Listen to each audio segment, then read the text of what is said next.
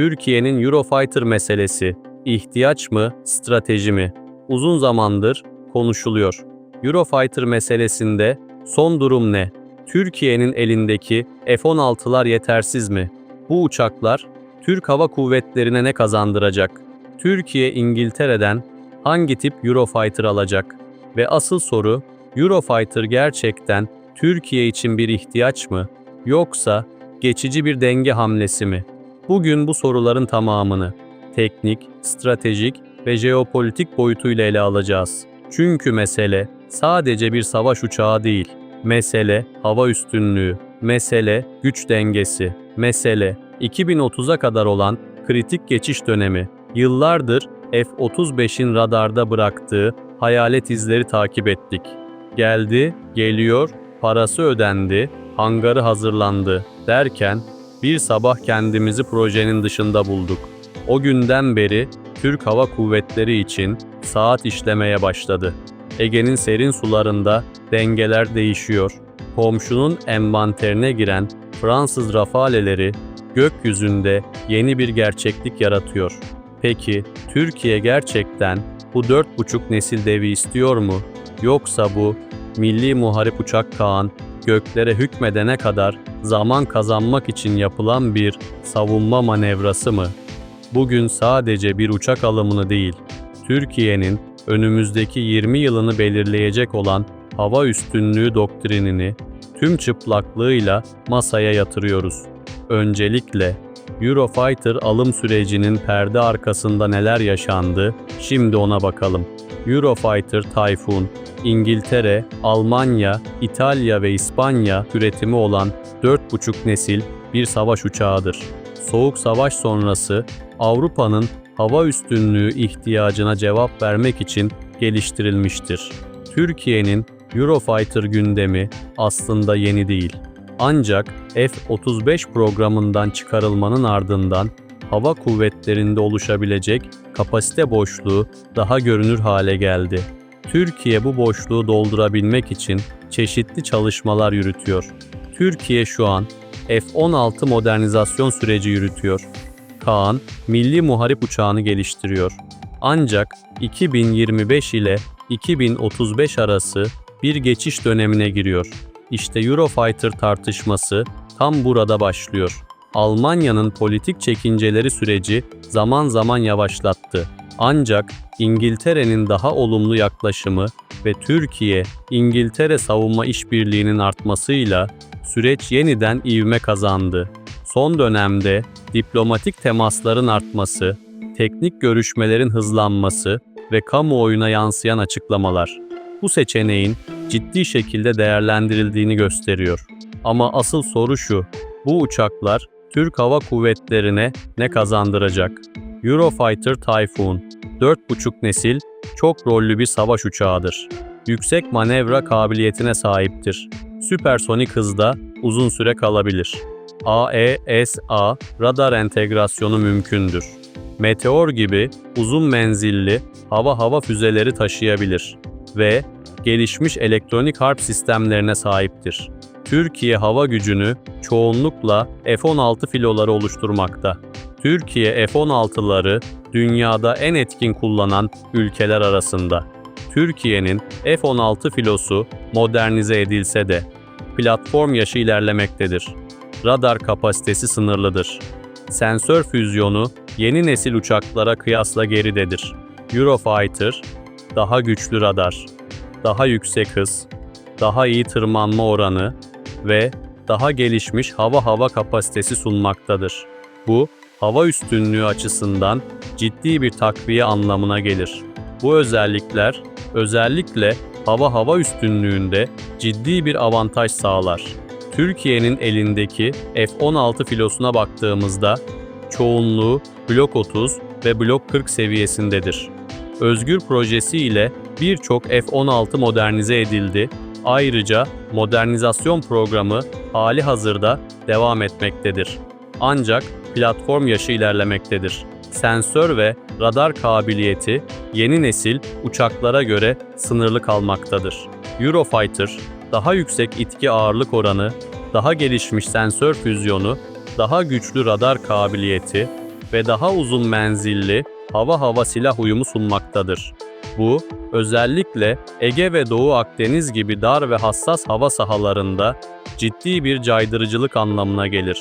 Eurofighter en kritik modernizasyon unsurlarından biri Captor EAESA radardır. Radarın avantajları, daha uzun tespit menzili, çoklu hedef takibi, elektronik harp ortamında yüksek dayanıklılık, aynı anda hava-hava ve hava-yer görev yürütme kabiliyeti. Buna ek olarak Eurofighter Defensive Aid Subsystem savunma paketi vardır. Bu sistem, radar ikaz sistemi, füze yaklaşma uyarısı, elektronik karıştırma, otomatik karşı tedbir dağıtımı gibi bileşenlerden oluşur.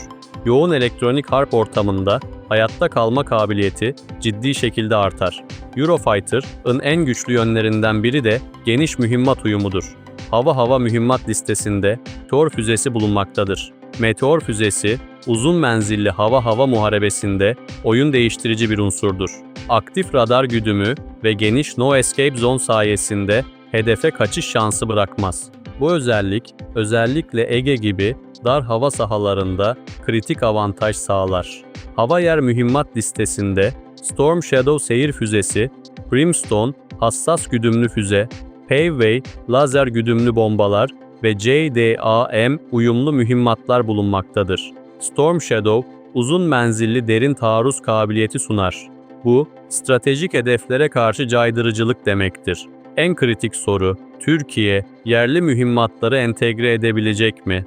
Gökdoğan, Bozdoğan ve SOM füzeleri entegrasyonu teknik olarak mümkündür, ancak yazılım erişimi ve üretici onayı gerektirir. Eğer bu entegrasyon sağlanırsa, dışa bağımlılık azalarak Türkiye'nin elini güçlendirecektir.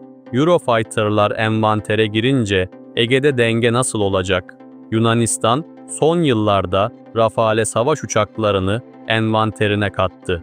Rafale de 4,5 nesil bir uçaktır. Meteor füzesi taşıyabilir, gelişmiş elektronik harp sistemine sahiptir, hava-hava görevlerinde güçlüdür. Ege'de hava dengesi açısından bu alım oldukça önemlidir. Türkiye'nin F-16 modernizasyonu devam etse de Yunanistan'ın yeni platform yatırımı bölgesel dengeyi etkiledi. Eurofighter alımı bu dengeyi yeniden eşitleyecek en hızlı ara çözümdür. Bu sadece teknik değil, psikolojik ve stratejik bir caydırıcılık mesajıdır. Peki, Eurofighter alım süreci ve alımı planlanan uçaklar neler? Şimdi bu konuya değinelim. Türkiye'nin Eurofighter Typhoon alım süreciyle ilgili son güncel bilgiler ve planlanan tedarik modeli şu şekildedir. Türkiye'nin Eurofighter tedarik stratejisi sadece İngiltere'den yapılacak yeni alımları değil, acil ihtiyaç sebebiyle müttefik ülkelerin envanterindeki uçakların transferini de kapsayan çok katmanlı bir plan üzerine kuruludur. Bu kapsamda Türkiye'nin 44 ila 56 uçaktan oluşan bir filo hedefine ulaştığı ve bu uçakların farklı tranş yani üretim fazı modellerinden oluşacağı bildirilmektedir. Tedarik edilmesi planlanan uçakların detayları şöyledir. Yeni üretim Tranş 4. İngiltere ile yapılan anlaşma kapsamında Türkiye 20 adet sıfır üretim Tranş 4 konfigürasyonunda Eurofighter Typhoon alacaktır. Tranş 4, şu an üretim bandındaki en güncel ve en ileri 4,5 nesil varyanttır. Transfer uçaklar Katar ve Umman. 12 adet Katar Hava Kuvvetleri envanterinden devralınacak olan bu uçaklar Tranş 3A konfigürasyonundadır. Bu uçaklar AESA radar ve meteor füzesi atma kabiliyetine sahip oldukça modern platformlardır. Umman'dan tedarik edilecek uçakların İngiltere'de modernizasyon işlemlerinden geçirildikten sonra 2028 yılında Türkiye'ye teslim edilmesi planlanmaktadır. Toplam filo hedefi, mevcut planlamalarla Türkiye'nin envanterine 44 uçak kesin gözüyle bakılırken, devam eden görüşmeler sonucunda bu sayının 56'ya kadar çıkabileceği değerlendirilmektedir.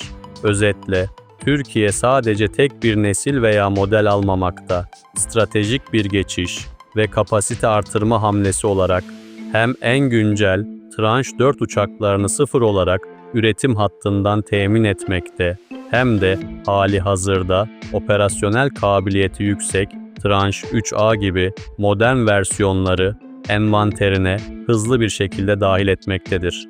Peki Eurofighter'lar Rafale'lere karşı etkili olabilecek mi? Burada birbirlerine çok yakın özelliklere sahip iki uçaktan bahsediyoruz. Yunanistan'ın aldığı Rafale de 4,5 nesildir. Rafale'in avantajları: güçlü elektronik harp sistemi, meteor uyumu ve çok rollü görev kabiliyetidir. Ancak bu avantajlar Eurofighter uçaklarında da bulunmaktadır. Bunlara ek olarak Eurofighter daha saf bir hava üstünlüğü karakterine sahiptir. Sonuç olarak Ege dengesi açısından iki platform teknik olarak neredeyse birbirlerine denk sınıftadır. Eurofighter'ların Türkiye bakım maliyetleri ne kadar olacak? Eurofighter uçuş saat maliyeti tahminen 18.000 ile 25.000 dolar aralığındadır. Bu F-16'dan yüksektir. Bunun en büyük sebepleri arasında Eurofighter'ların motorları yer almaktadır. Çift motorlu yapı, güvenlik ve performans alanında avantaj sağlarken, daha yüksek bakım maliyeti ve daha yüksek yakıt tüketimi sebebiyle dezavantaj oluşturmaktadır. Bu nedenle uzun vadeli sürdürülebilirlik planlaması kritik olacaktır. Peki Eurofighter uçakları gelince Türk pilotlar bu yeni sisteme nasıl entegre olacak? Türk pilotların eğitimi muhtemelen İngiltere'de yapılacaktır. Teorik sistem eğitimi, simülatör eğitimi, taktik görev eğitimi gibi eğitim aşamalarını da hesaba katarsak, toplam eğitim süresi yaklaşık 12 ile 18 ay olabilir. İlk etapta eğitici pilotlar yetiştirilir, ardından eğitimin Türkiye'ye kaydırılması mümkün olabilir. Eurofighter gerçekten bir ihtiyaç mı? Şimdi en kritik noktaya geliyoruz.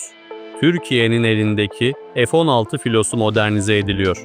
Ancak platformların yaşı artıyor. Yeni nesil hava savunma sistemleri yaygınlaşıyor. Bölgesel gerilimler artıyor. Yunanistan modern uçak alıyor. Ve F-35 süreci şu anda rafa kalkmış durumda. Yerli üretim faaliyetlerinde ise Kaan savaş uçağının 2030'lu yıllarda envantere girmesi bekleniyor. Kaan bittiğinde 5. nesil bir uçak olacak. Ancak tam operasyonel olgunluk zaman alacak. Eurofighter bu süreçte hava üstünlüğünü koruyabilir, geçiş boşluğunu doldurabilir, pilot ve taktik kapasiteyi yüksek tutabilir. Fakat kalıcı çözüm değildir. Bu ne demek? 2025 ile 2035 arası kritik bir boşluk var.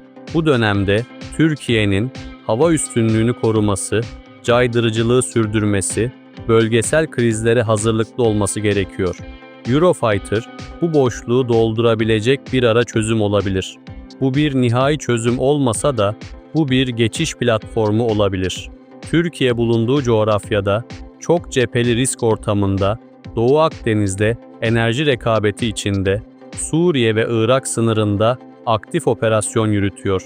Karadeniz'de ise Rusya-Ukrayna geriliminin ortasında ve son olarak ABD, İsrail, İran gerilimi nedeniyle tabiri caizse Türkiye bir ateş çemberinin içinde yer alıyor. Türkiye NATO üyesi ama bağımsız savunma mimarisini de kurmak zorunda. Bu ortamda hava gücü kritik. Eurofighter alımı, hızlı kapasite artışı, NATO uyumlu platform, hava üstünlüğü takviyesi ve Kaan gelene kadar köprü çözüm anlamına gelebilir. Ancak burada maliyet, lojistik, bakım, eğitim ve entegrasyon boyutu ve bunların hızla aşılması oldukça önemlidir. Türkiye'nin yerli ve milli 5. nesil olacak milli muharip uçağıdır. Kaan'da düşük görünürlük, gelişmiş sensör füzyonu, ağ merkezli harp ve yerli yazılım altyapısı hedeflenmektedir. Ancak 5. nesil bir uçağın operasyonel olgunluğa ulaşması zaman alır. Eurofighter bu süreçte kapasite kaybını önleyebilir, eğitim ve operasyonel geçişi destekleyebilir, hava gücünde sürekliliği sağlayabilir. Sonuç olarak Eurofighter meselesi sadece bir uçak alımı değil. Bu, geçiş dönemi yönetimi, hava gücü dengesi, bölgesel caydırıcılık ve stratejik zamanlama meselesidir. Mevcut tabloya bakıldığında, eğer hedef 2030'a kadar hava üstünlüğünde boşluk bırakmamaksa, Eurofighter güçlü bir ara çözüm olabilir. Ama asıl uzun vadeli çözüm Kaan'dır. Eurofighter bir köprü olabilir. Asıl yapı milli sistemle kurulacaktır. Yorumlarda fikrinizi yazın. Eurofighter doğru tercih mi, yoksa farklı bir yol mu izlenmeli?